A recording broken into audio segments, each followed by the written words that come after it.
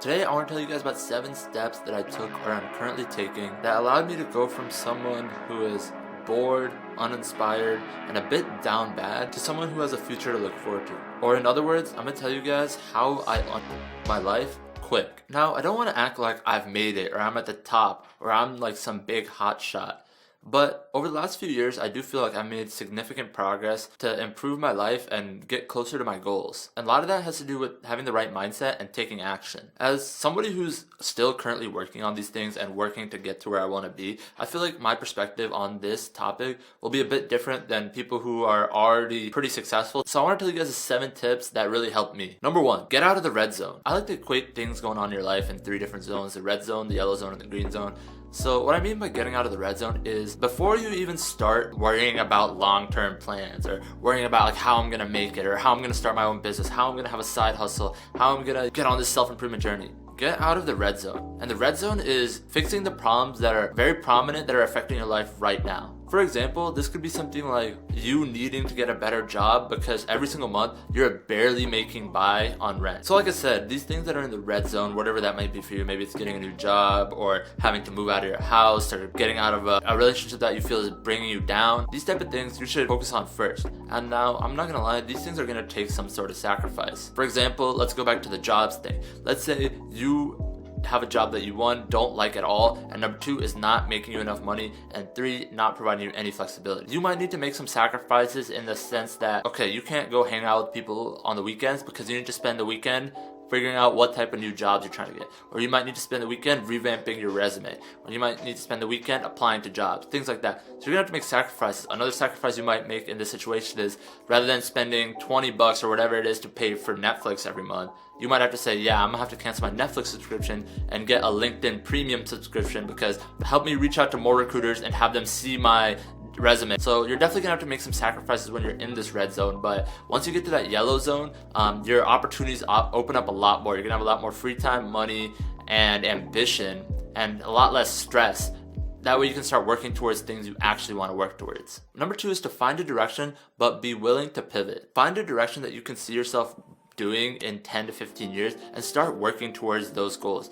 Start working towards the small things that will help you get to that place. Before you start, you should really spend some time to write down or think about where you envision yourself down the line and what are the steps you can take to actually get to that level. A way to completely ruin your life is to keep going down a path that you know is not working, but you just don't want to seem like you're giving up, or you don't want to feel like you wasted all this time that you already put into it, so you keep going. It's key to really be able to know when and be willing to pivot, because to continue to keep going down a path that's not going to bear any fruits is a complete waste of time, energy. The key way to think about this is just have your mindset be open.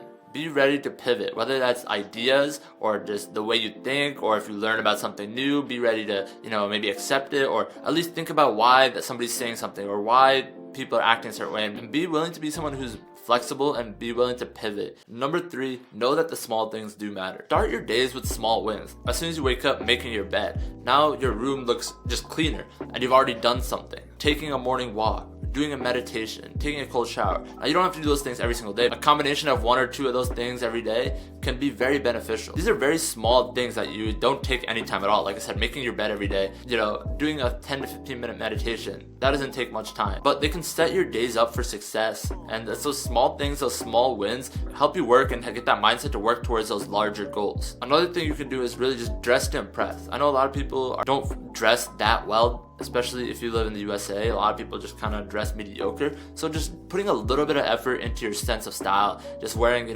clothes that fit you well, or a nice cologne that suits you, things like that. Just very small things can make you feel better, and when you feel better, it's going to show in your work. Number 4 is to not let one small L ruin all your momentum. Now this is something I'm still struggling with and working with every day, is to not let one small L ruin your entire day or ruin your entire momentum.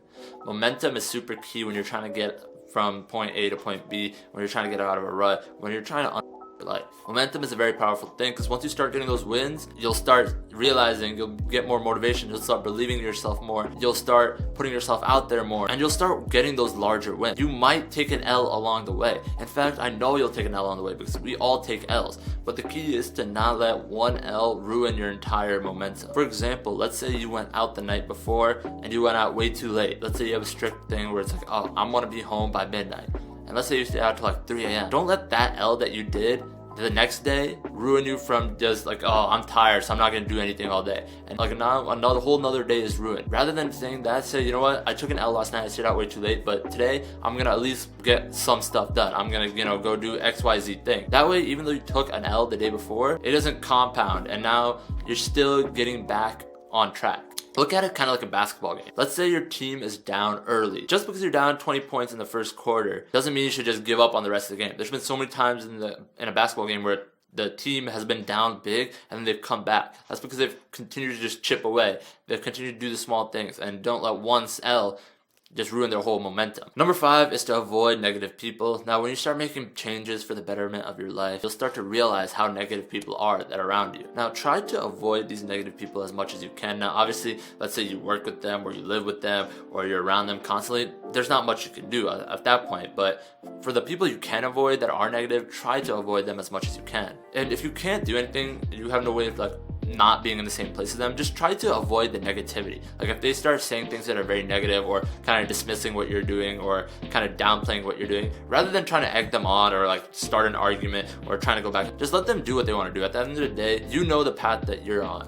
Rather than letting other people dictate what your path is, just let them, say what they have to say and you continue on your path, because engaging that type of negativity will only hurt you. It won't help you at all. At the end of the day, try to be someone who is a bit more laid back and just brushes those things off their shoulder rather than engaging in it and only making yourself sink further in a hole. Number 6 is to curate or reduce your online experience. One thing that'll only help you spiral more if you're already at a level that's not healthy is consuming too much content online. If you're chronically online, you're gonna see a lot of negative things, a lot of things that don't benefit you at all, and a lot of people trying to steal your attention and not for the good. Now, me personally, I deleted most of my social media. The only one I have left is Instagram, but even that I use in a limited format. But if you're gonna use social media still, try to curate your online experience where you have things that are actually motivational, things that are actually gonna help you when you're online, rather than just seeing the BS. So that could be doing things like unfollowing gossip pages or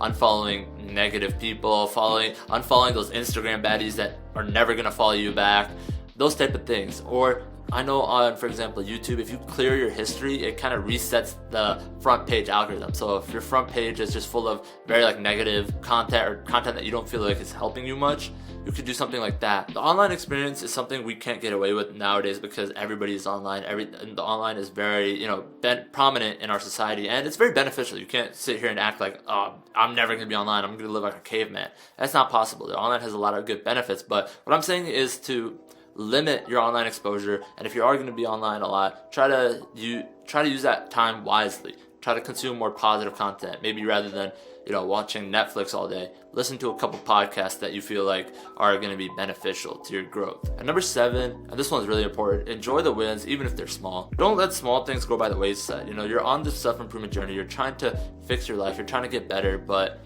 a lot of times what I see is people go too far in the deep end.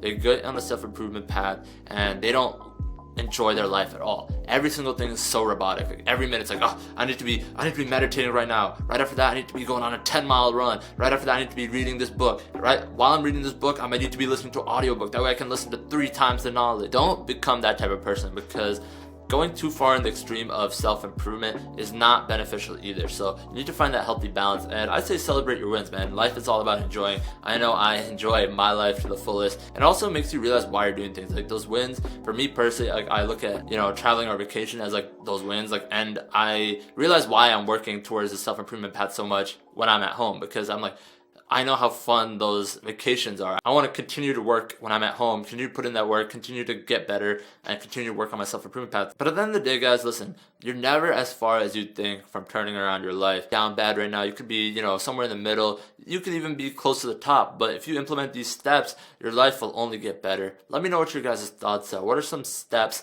that you've taken or you think will be very beneficial to someone who is trying to just turn around their life? Let me know in the comment section below. And if you made it this far, I appreciate you guys. Until next time, I'm out. Peace.